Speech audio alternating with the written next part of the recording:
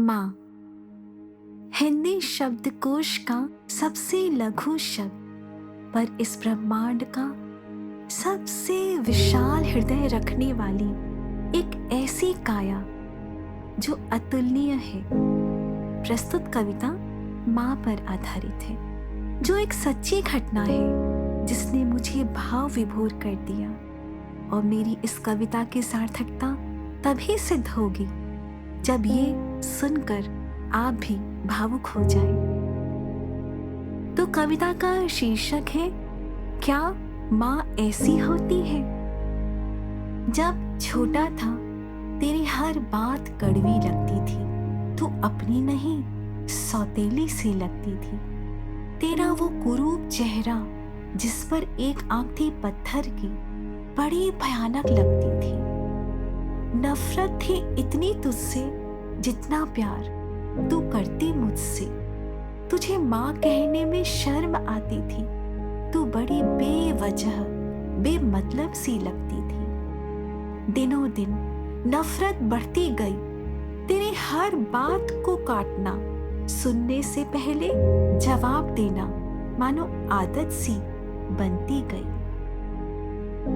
शादी के बाद दूर विदेश जाने की ठानी, तेरे लाख मना करने पर भी एक न मानी। उस वीराने घर में पिता की तस्वीर के साथ तूने महीनों काट दिया और मुझसे मिलने की आस लिए इस जीवन से विदा लिया।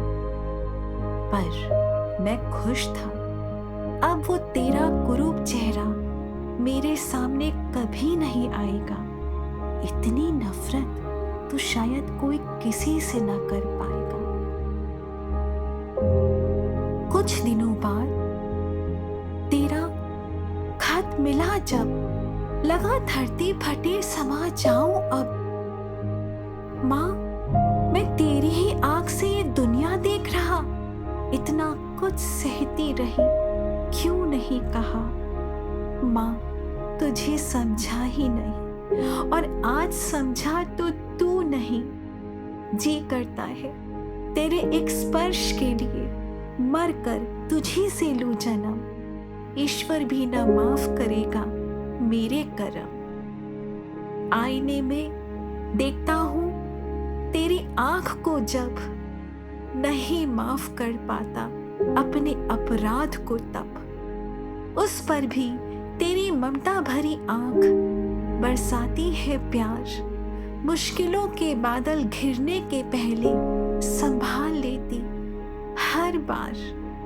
क्या माँ ऐसी होती है? खुद आंखों में नींद नहीं, पर हमारे लिए सपने संजोती है। दर्द के दलदल में धंस कर भी हमारी ऊंचाइयों पर इतराती है।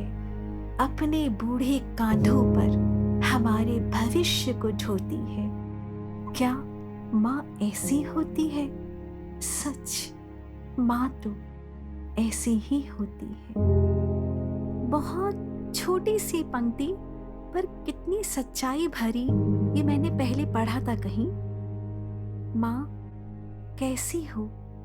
इतना ही लिया पूछ, उसे मिल गया सब कुछ।